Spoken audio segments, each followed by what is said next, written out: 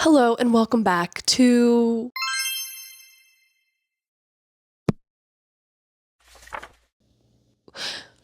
so I'm still working on the name of this channel, by the way.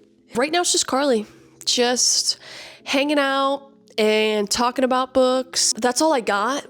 So I am open to suggestions right now. If you have any ideas what that could be, because I'm all ears. I'm gonna get to the point.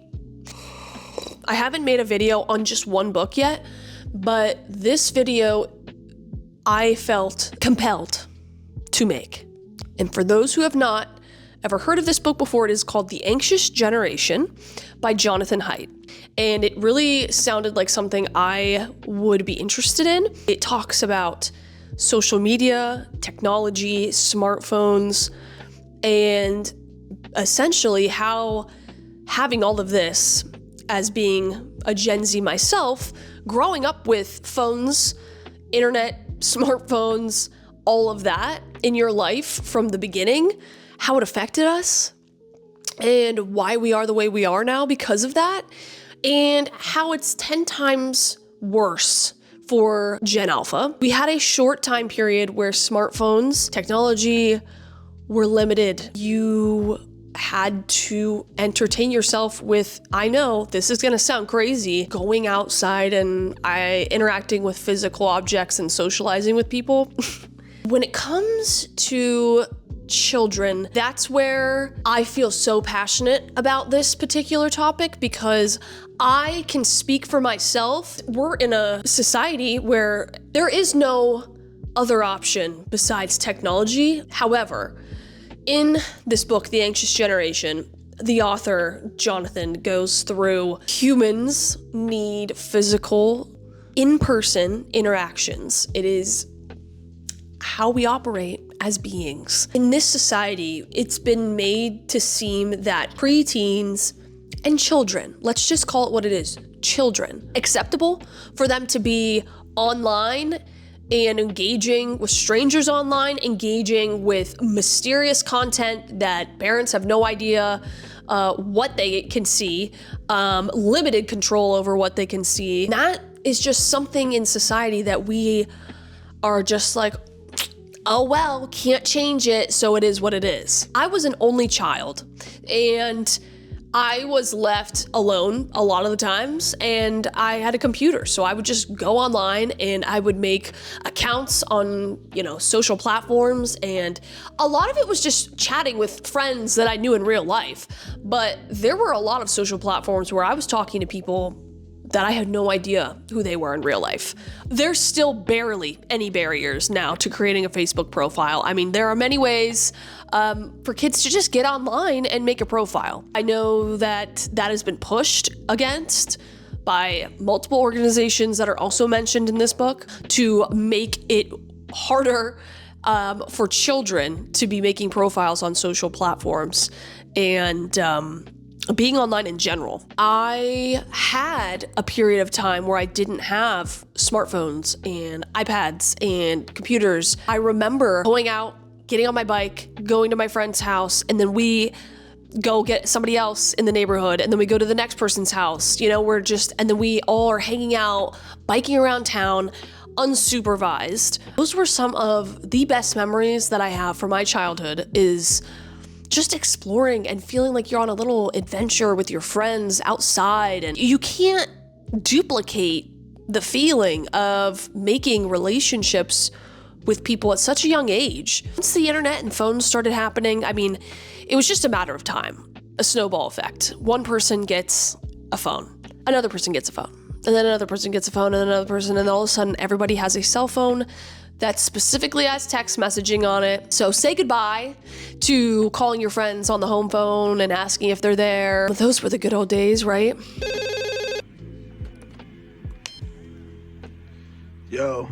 What social media was in the beginning was nothing close to what it is now. Right now, we're just all being taken advantage of, period. It's just constant content. And now with AI, none of it is real. I mean, is any of it going to be real at some point? I have no idea. We don't know. And that's what's scary. It was a really good opportunity for businesses to advertise their companies and their businesses, celebrities that had a great resume for the product, that you might be trying to advertise. Maybe they were a good fit for it. And then that kind of snowballed into, hey, this person has a lot of followers. They'd be a great person to talk about this product because people follow them and the people that follow them are interested in our product. And it just kind of turned into one big business. And it wasn't so much about adding your friends from high school and making posts and talking to each other. It turned into, how many likes can this post get? If I get this many views, can I reach out to advertisers, host their content? It had nothing, now it has nothing to do with connecting with other people. In my personal opinion, I think there are a lot of other social platforms that it's definitely great to connect with friends on. But so if you're like, okay, yeah, obviously like social media, but like why? Like what were the reasons do you really think that having a smartphone, how do you know it's our smartphones? This is gonna throw people back. There was a time where there wasn't a front-facing camera on an iPod or an iPhone. When the front-facing camera became a thing, that is where we see a decline in preteen, specifically females, mental health. Why? Because if you look back at what Instagram still is, but was back then, was heavily taking selfies and putting them on the internet for people to judge. It sounds so stupid, but I mean, I still take selfies. It's just a weird concept to really like break it down because it feels so meaningless in the moment. It goes back to his evidence about science and who we are as humans, and we are craving social interaction. And the social interaction of being judged and being acceptable by your peers and by family is something that's within our DNA as well. And this is like times 10. You're posting pictures out there for everybody, not just your followers, because if you don't have a private account, it goes to anybody. I want people to think about this when it comes to children.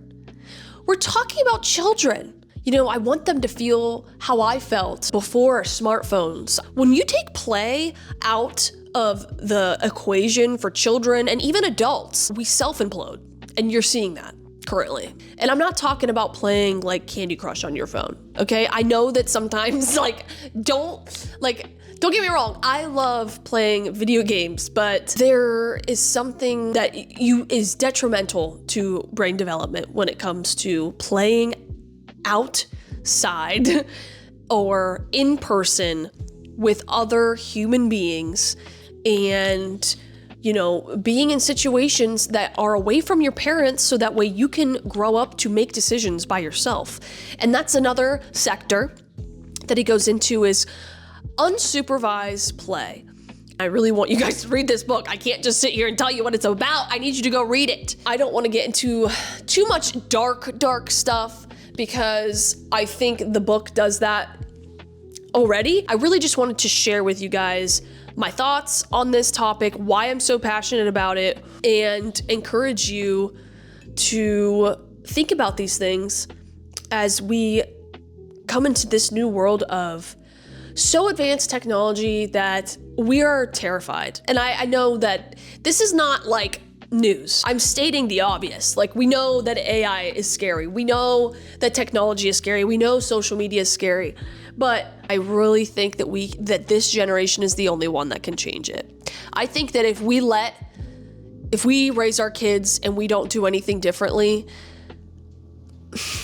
you guys, I really don't know where that leads the human race. I really don't. And I'm like not trying to get deep and dark. Like, I'm being so real. I don't know where that puts us I just don't know. I would rather know based off of what we've seen in history, which is without devices, good parenting, and discipline and play and love, how we can collectively come together and raise our kids that way. Social media is just constantly striving to be perfect and look perfect to everybody, have the perfect family photos, have the perfect career, the perfect life, everything like that. I mean, it is exhausting, and I'm exhausted, and I'm an adult. I would absolutely love to interview Jonathan if I ever had the chance. So many questions that I would love to ask him and talk to him about this, and just spread the word to other people who are Gen Z. This just needs to be talked about in general. And I think we all know it. We just need an extra push. We could just collectively come together, talk to parents, talk to people at your local schools, get involved, and make a pledge. And there are already organizations that do this. He talks about that there's one called Wait Till 8th. But they pledge that they're not going to give their kids a smartphone until 8th grade. And I think that that's a really good start. I know I'm getting all deep and sappy, but I just really loved this book. It felt like the book that I wanted to write, but I didn't have the statistics, the psychology degree, resources, written by someone who's very reputable, who knows their stuff. Please read this book and let me know what you think. So glad that you watched this video. You listened to me yap for so long. I thank you so much for listening to me. And I hope you learned something. I hope that, maybe this encouraged a few people to speak out about it. Just dedicate themselves to making sure that this is a thing and we take it seriously. So, all right, that is all. And if anybody has any names for my channel, please let me know because I don't have any, okay? Thanks for watching. I'll see you in the next one. Bye.